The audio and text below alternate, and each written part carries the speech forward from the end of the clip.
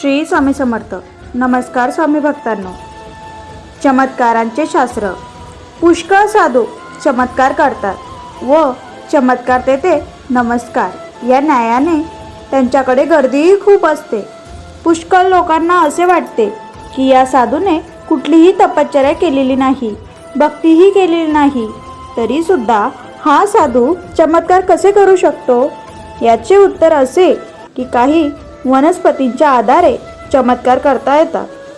वनस्पतींच्या आधाराने जे चमत्कार केले जातात तशा प्रकारचे चमत्कार करण्यासाठी कुठलीही साधना करावी लागत नाही. कुठलीही साधना न करता सामान्य माणूसही वनस्पतीच्या आधाराने अनेक चमत्कार करून समाजाला फसवू शकतो. आंध्र प्रदेशामध्ये एक मनुष्य विविध प्रकारचे चमत्कार करत असे. त्याने हाक मारल्यानंतर जंगलातून वाघ येत असे. त्या वाघाकडे विविध प्रकारचे खेळ खेळून घेत असे व लोकांकडून पैसे घेत असे.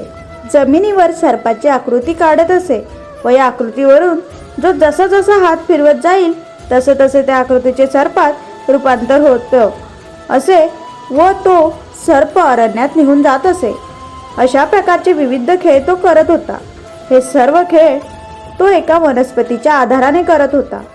अरण्यामध्ये अशा काही वनस्पती असतात की त्या वनस्पतींच्या आधाराने नजरबंदी करता येते व नजरबंदीचा संकल्प केल्यानंतर जादूगार जे म्हणेल ते दृश्य प्रेक्षकांना दिसते. अशा प्रकारचा चमत्कार करण्यासाठी कुठलीही प्रकारची साधना किंवा तपस्या करावी लागत नाही.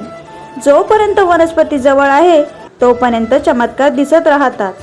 मात्र चमत्कार करताना थोडेसे तारतम्य पाळावे लागते. एक साधू आपले सर्व अवयव वेगळे करून दाखवित असे. पोटातील आतडे बाहेर काढून दाखवत असे. तोंडातून एक कपडा गिळत असे व गुदद्वारातून बाहेर काढत असे. डोळा काढून तळहातावर घेत असे. बोटाने ऑपरेशन करत असे. असे त्याचे सर्व चमत्कार व्यवस्थितरित्या चालू होते. एक दिवस रश्वेला स्त्रीने नजरबंदी करणाऱ्या त्या वनस्पतीला चुकून स्पर्श केला. त्या दिवसापासून चमत्कार करण्याची त्याची विद्या नष्ट झाली. विविध प्रकारची वनस्पती व काही प्राण्यांची हाडे याच्या आधाराने कुठलीही साधना न करता विविध प्रकारचे चमत्कार केले जाऊ शकतात. परंतु अशा लोकांची मृत्यूनंतर दुर्गती होते. समाजाला फसवणे म्हणजे ईश्वराला फसवणे. ईश्वराला फसवण्याचे फार मोठे पातक त्यांना लागते. एकंदरीत या नजरबंदीचा मार्ग चांगला नाही, परंतु विविध प्रकारचे मायाजाल दाखवणाऱ्या वनस्पतींची माहिती व्हावी म्हणून काही वनस्पतींचे वर्णन आपण बघणार आहोत. सगळ्याच वनस्पती वाईट असतात असे नाही. काही वनस्पतींनी आरोग्याचा लाभ होतो. त्यामुळे वनस्पती तंत्र वाईट नसून त्याचा वापर मनुष्य ज्या बुद्धीने करतो त्या बुद्धीने चांगले अथवा वाईट परिणाम होत असतात. चमत्कार करणाऱ्या वनस्पतीचे वर्णन पुढे करत आहे आणि आज आपण या व्हिडिओमधून ज्या वनस्पतीचे फायदे सांगणार आहोत किंवा जे काही केलं जातं ते सांगणार आहोत. कृपया तुम्ही हा प्रयोग करू नका. आरोग्य देणाऱ्या काही वनस्पतींचे वर्णनही शेवटी करत आहे.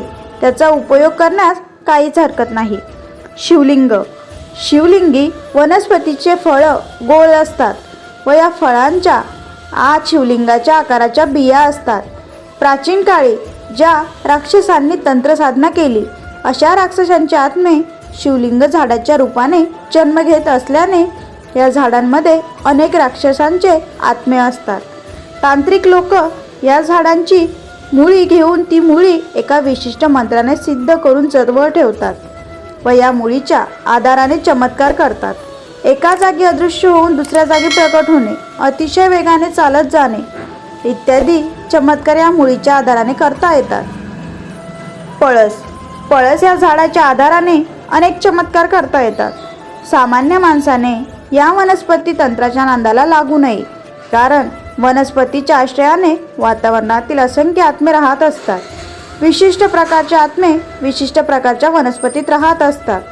त्यामुळे वनस्पती बदलली की मंत्र बदलतो. प्रत्येक वनस्पती सिद्ध करतात त्या वनस्पतीचा मंत्र माहिती असावा लागतो व त्या मंत्राचा विशिष्ट प्रकारे जप करून ती वनस्पती सिद्ध करावी लागते व नंतरच त्या वनस्पतीच्या चमत्कारासाठी उपयोग होतो. अर्थात या साधना कठीण नसतात, परंतु या सर्व साधना मायावी असतात. याने आध्यात्मिक उन्नती होत नाही. पळसाच्या बियाचे तेल काढून तूप व मध यांच्याबरोबर त्या तेलाचे सेवन केले असता डोळ्यावर पट्टी बांधून पुस्तक वाचता येते. याच बियांवर आणखी वेगळ्या प्रकारच्या काही संस्कार केल्यानंतर शेकडो मैलावर काय चालले आहे ते पाहण्याची दूरदर्शन ही सिद्धी प्राप्त होते. तसेच शेकडो वर्ष जगता येते. यावर विशिष्ट प्रकारचे आणखी संस्कार केले जातात. आकाशगमन सिद्धी मिळते. पळस वृक्षामध्ये अनेक सिद्धी राहतात. पळस वृक्षाचे साधन केले असता मनुष्य हजारो वर्ष जगू शकतो. जमिनीतील द्रवांची निधी त्याला दिसतात. आकाशातून संचार करण्याची विद्या त्याला प्राप्त होते. पळस वृक्षाच्या सेवनाने साधकाचा देह इतका काही बदलू जातो की त्याने लोखंडावर लगवी केली असता लोखंडाचे सोने होते. या एकाच गोष्टीवरून या वनस्पतीचे सेवन किती भयंकर असू शकेल हे लक्षात घेते. याचा अर्थ सामान्य माणसाने काम नव्हे. शामली शामली या वनस्पतीला मराठीमध्ये शेवरी म्हणतात. या वनस्पतीचे एकूण 4 जाती असतात. पांढरी, काळी, लाल व हिरवी या 4 रंगाची सावर असते. सावरीच्या झाडाला भोकं पाडून त्या भोकामध्ये एक नळी घालतात व नळीच्या दुसऱ्या टोकाला एक भांडे ठेवतात. नळीतून रस त्या भांड्यातून पडू लागतो. तो रस मधाबरोबर सेवन केला असता कामरूप विद्या प्राप्त होते. साधक त्याच्या इच्छेने येईल ते रूप धारण करून फिरू शकतो. याशिवाय वनस्पतीच्या योगाने चिरतारुण्य व शेकडो वर्ष जगण्याची कला साध्य होते. या वनस्पतीच्या आधाराने अनेक पिशाच्च राहतात.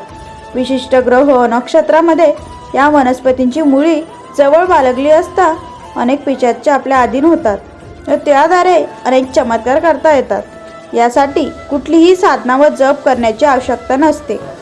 विशिष्ट ग्रह नक्षत्रामध्ये या झाडाची मुळी जवळ बाळगली असता नजरबंदीचे अनेक चमत्कार करता येतात. भूत भविष्य सांगता येते व हवेतून अनेक पदार्थ निर्माण करता येतात.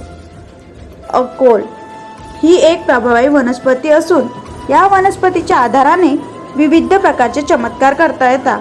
गारुडी विद्याचे चमत्कार करणारे लोक या वनस्पतीचे अनेक चमत्कार करतात.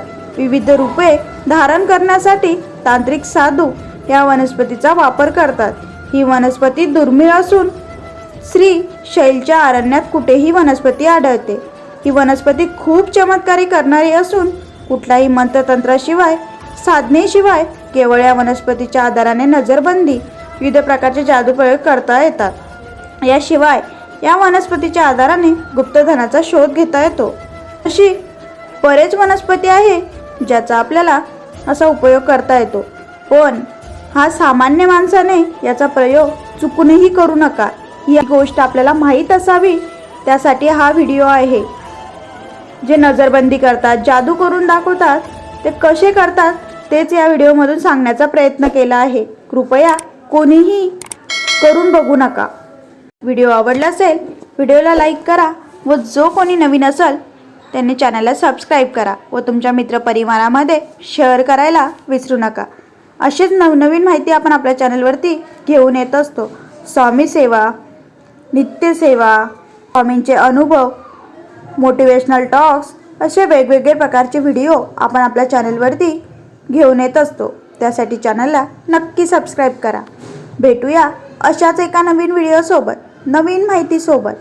तुम्ही व्हिडिओ शेवटपर्यंत बघितला त्यासाठी तुमचे मनपूर्वक आभार. धन्यवाद. श्री स्वामी समर्थ. जय जय स्वामी समर्थ.